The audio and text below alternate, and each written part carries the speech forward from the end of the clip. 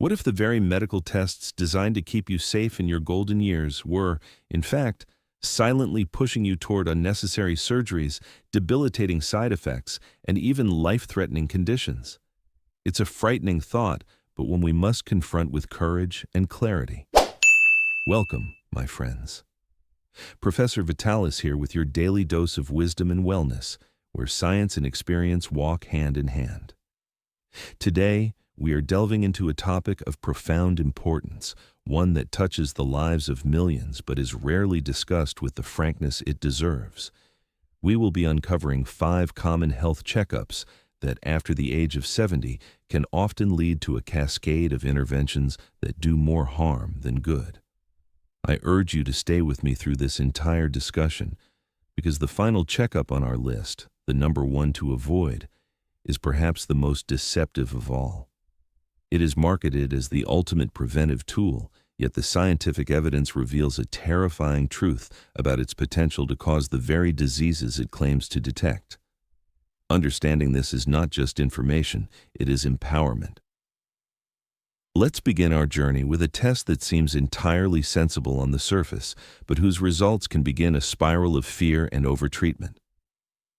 Number 5 is the bone density scan. You may know it as a DEXA scan. It sounds perfectly harmless, doesn't it? A quick, painless procedure with no needles, where you simply lie still for a few minutes and walk out with a report on the health of your bones. The intention is noble, to identify the risk of fractures before they happen. But here's the critical piece of the puzzle that is so often overlooked. Past the age of 70, this scan can generate far more anxiety than actual benefit. The scan measures the mineral density of your bones to detect conditions like osteoporosis. However, in older adults, and particularly in women, the results almost inevitably show some degree of lower bone density. Why is this? Because a gradual loss of bone mass is a completely natural, and I would say expected, part of the aging process. It is no different than our hair turning silver or our skin developing the beautiful map of a life long lived. It is a sign of temporality, not necessarily a sign of imminent danger. And yet, armed with these numbers, many well-meaning doctors feel compelled to act. This often leads to a prescription for a class of drugs known as bisphosphonates. These medications are designed to slow bone loss, but they carry a heavy burden of potential side effects. We're not talking about minor inconveniences. We're talking about things like severe esophageal irritation that can make swallowing painful, and a rare but devastating condition called osteonecrosis of the jaw, where the jawbone itself can begin to decay and die. Think about that. A medication intended to protect your skeleton could, in some cases, attack a crucial part of it. The scientific literature forces us to question the trade-off. A significant study published in the prestigious Journal of the American Geriatrics Society followed over 1,200 women older than 70. It found that after 5 years of taking bisphosphonates, the risk of a fracture was reduced by only 0.3%. Let me state that plainly. For every 1,000 women who took these drugs for 5 years, only 3 were spared a fracture. In exchange, a far greater number endured digestive problems, chronic discomfort, and the constant worry of more severe side effects. The scales of risk versus reward are starkly unbalanced. Consider the story of Rose, a 76-year-old retired piano teacher. Rose was active, walked every day, and had never suffered a fall. Her annual checkup led to a routine DEXA scan, which revealed mild bone loss, a condition called osteopenia. It's not even osteoporosis. Immediately she was started on a bisphosphonate. Within 3 months, the joy of playing music was stolen from her by severe acid reflux and a persistent, gnawing pain in her jaw. When I learned of her situation, it was clear the treatment was far worse than the supposed disease.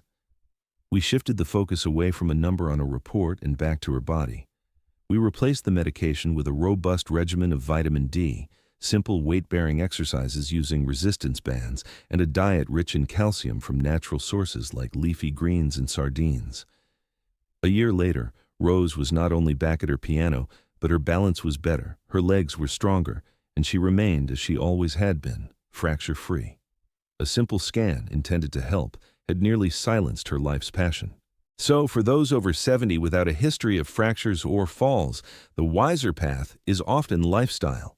Strength training, balance work, and proper nutrition have been shown to reduce fracture risk by over 20%, a figure that dwarfs the meager benefit of the medications. Don't let a number on a screen frighten you into a treatment that your body may not need. Now, let's turn our attention from the bones to the brain, and a scan that can lead to something even more frightening: unnecessary brain surgery. Number 4 is the brain MRI for mild memory loss. As we age, it is natural to worry about our cognitive health. We misplace our keys, we forget a name, and a cold tendril of fear can grip us. Is this the beginning of dementia? Is it Alzheimer's? In response to this very human fear, a brain MRI is often ordered. But I must share an uncomfortable truth. For mild age-related forgetfulness, these detailed scans of the brain's structure rarely provide the clear answers we seek. In fact, they almost always show something. Most MRIs in people over 70 will reveal what are called age-related changes, a slight, diffuse shrinkage of the brain or small white matter spots. These are the neurological equivalent of wrinkles, and in most cases, they are completely normal. The problem is what happens next. Once these perfectly normal spots are documented in a report, they trigger a cascade of fear and further testing. A shadow on a scan can lead to immense emotional distress and a battery of invasive and sometimes risky follow-up procedures. A 2021 study in Neurology Today was truly eye-opening. It reviewed over 3,000 MRI scans of patients between 70 and 85 with mild cognitive complaints. A staggering 86% of these scans showed some kind of abnormality. But, and this is the crucial part, only 3% of those findings were linked to an actual treatable condition. This means that for 97% of these individuals, the scan did nothing but cause anxiety by telling them something was wrong when it was simply a reflection of their age. Worse still, nearly 12% were pushed into more invasive procedures, such as spinal taps or even exploratory brain biopsies, all based on these vague and often meaningless findings. I think of George, a 74-year-old retired engineer. He was a sharp man who prided himself on his intellect, but had become worried about his increasing forgetfulness.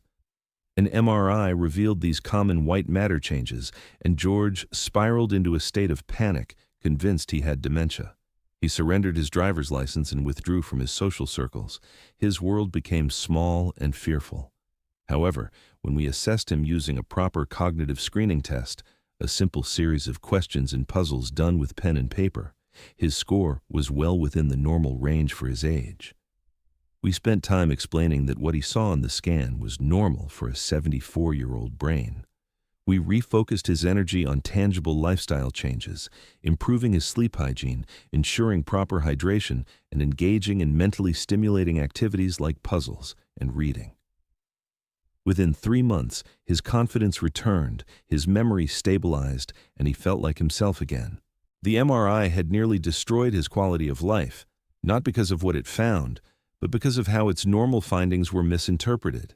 So, unless there are red flag neurological symptoms like seizures, a sudden and dramatic personality shift, or a rapid loss of daily function, an MRI is rarely the right first step for mild memory loss. A simple cognitive screening test is far more effective, infinitely cheaper, and avoids the immense risk of false alarms. Next, we move to the heart. Brace yourself, because the third checkup on our list is one of the most common procedures performed in medicine. Number 3 is the cardiac stress test. Many of us have heard of it. You walk on a treadmill while connected to monitors, or you're given medication to make your heart work harder, all to see if there are blocked arteries. It's often ordered for vague symptoms like mild fatigue or a general feeling of being off. But after 70, especially for individuals who are not experiencing classic symptoms of heart disease, this test frequently causes more problems than it solves. The core issue lies in its accuracy, or rather, its lack thereof in this age group. Studies have shown that for adults over 70, the rate of false positives, where the test indicates a problem that doesn't actually exist, can be as high as 40%. Imagine flipping a coin. That's nearly the odds that your test will be wrong. A false positive isn't just a statistical error. It's the starting gun for a race you never needed to run. It leads directly to more invasive, higher-risk follow-up tests like cardiac catheterization or an angiogram where a tube is threaded through your arteries. And from there, it's a short step to the placement of a stent or even a recommendation for bypass surgery, procedures that are not without significant risk. A landmark 2017 study in JAMA Cardiology revealed a shocking statistic. More than half of all stents placed after a referral from a stress test were put into patients who gained no real benefit. They didn't live longer, and their quality of life didn't improve. What they did get were higher rates of complications, bleeding, kidney damage from the contrast dye used in the procedures, and stressful, prolonged hospital stays. This is exactly what happened to Raymond, a 75-year-old retired postman who loved his daily walks. He mentioned to his doctor that he was getting a bit more tired on the steep hills. Just to be safe, a stress test was ordered. The results came back ambiguous, which prompted an angiogram. A mild narrowing was found in one artery, a common finding in a man his age, and a stent was placed. That night, Raymond had a severe reaction to the contrast dye, leading to acute kidney injury. He spent 6 days in the hospital and weeks in recovery, all for a stent that did nothing to change his fatigue. The fatigue, it turned out, was simply a sign that a 75-year-old man needed to drink more water and perhaps rest a bit more. If you are over 70 and not experiencing classic cardiac symptoms like chest pain or profound shortness of breath with activity, a stress test is a tool that should be used with extreme caution. A far safer starting point is often a simple resting EKG or perhaps a coronary calcium scan, a low radiation test that directly looks for plaque. These options are less likely to send you down a path of unnecessary and risky interventions.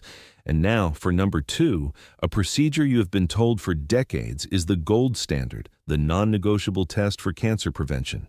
Number 2 is the colonoscopy. I know this one is surprising and perhaps even controversial, but the science and the risk-benefit analysis shift dramatically as we age. A colonoscopy, where a camera is used to examine the full length of the colon, is simply not always a wise choice after age 70, and it is almost never recommended for routine screening after the age of 75 unless specific, worrying symptoms are present. The risks associated with the procedure itself begin to escalate with age. The preparation, which involves drinking powerful laxatives, is not just unpleasant, it can be dangerous, leading to severe dehydration, electrolyte imbalances, and even acute kidney problems. The sedation required for the procedure carries its own set of risks for the aging brain, sometimes leading to periods of confusion or cognitive decline. And the procedure itself, while generally safe, is not without risk. Complications like bleeding, or in rare cases, a tear or perforation of the colon wall, become more common. A massive 2019 study in JAMA Internal Medicine analyzed data from over 1.3 million Medicare patients aged 70 and older. The findings were sobering. For every 1,000 colonoscopies performed on patients over the age of 75, the procedure saved, on average, just 2 lives from colon cancer. However, in that same group of 1,000 people, over 20 experienced a serious complication requiring hospitalization. That is a 10-to-1 ratio of harm to benefit. Furthermore, even when polyps are found, many are small, slow-growing, and may never have become cancerous in a person's remaining lifetime. Removing them can sometimes pose a greater immediate risk than simply leaving them alone. I remember the case of Dana, a vibrant 73-year-old grandmother who had no symptoms whatsoever, no bleeding, no pain, no family history of colon cancer. She had already had 2 perfectly clean colonoscopies in her 50s and 60s. Yet, a new doctor insisted she have another one for screening. During the procedure, a tiny polyp was removed. That night, she collapsed from intense abdominal pain. She had suffered a bowel perforation. Her recovery took 9 days in the hospital, and she was never quite the same. The test that was supposed to protect her ended up causing immense suffering, and it was entirely unnecessary. The U.S. Preventive Services Task Force officially recommends stopping routine screening at age 75 for most people. For those in good health who wish to continue screening, a far safer alternative is a stool-based test, like the FIT test. This is a non-invasive test you do in the privacy of your own home. There is no harsh prep, no sedation, no risk of perforation, and it is still highly effective at catching cancers that need to be found.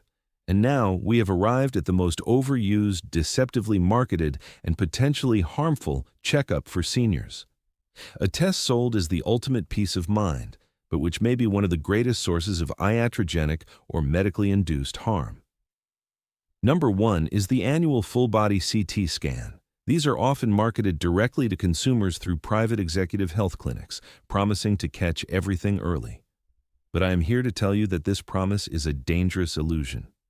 The shocking truth is that these scans expose your body to a massive dose of ionizing radiation, and for an asymptomatic person over 70, they have an extraordinarily high likelihood of finding incidental, harmless abnormalities that trigger a terrifying and painful odyssey of follow-up tests, biopsies, and surgeries. The ultimate irony is that there is zero evidence that these scans, when performed on people without symptoms, save any lives at all. Let's talk about that radiation. A single full-body CT scan delivers a dose equivalent to taking roughly 500 chest X-rays all at once. For an older body, this is not a trivial exposure. A 2023 modeling study published in JAMA Internal Medicine delivered a chilling conclusion. The dramatic increase in CT scans in the population may now be responsible for up to 5% of all cancer cases in the United States. That puts these scans in the same category as heavy alcohol consumption as a known cause of cancer. A tool meant to find cancer may actually be causing it. The scan will almost certainly find something. It may be a benign cyst on a kidney, a harmless nodule on the lung, or a small calcification on the adrenal gland. These are the freckles of our internal organs, normal signs of a life lived. But once they appear on a radiologist's report, the system is designed to react.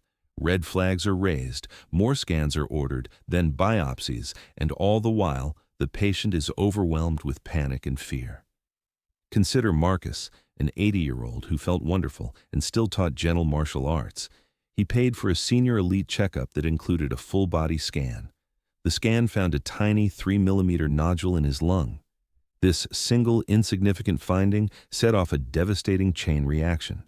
He was sent to a cancer specialist, subjected to a high-radiation PT scan, and ultimately underwent a needle biopsy of his lung. The result? The nodule was completely benign. But the biopsy procedure caused part of his lung to collapse, leading to hospitalization and a painful 2-month recovery. He went from a vibrant teacher to a frail patient, all for a shadow on a screen that should have been left alone. Every major medical organization, including the American College of Radiology, is clear on this. Full-body CT scans should never be used for general screening in people without symptoms. The potential for harm is immense, and the benefit is unproven. It is like searching for a needle in a haystack by setting the entire haystack on fire. So, there you have them. 5 checkups that can hurt more than they help after 70. This is not about being anti-medicine. It is about being pro-wisdom. It is about embracing a more nuanced, individualized approach to health in our later years. True prevention doesn't come from a scanner. It comes from our daily choices. Stay active, eat real food, sleep deeply, cultivate joy, and engage with your doctor as a partner. Always ask the critical question.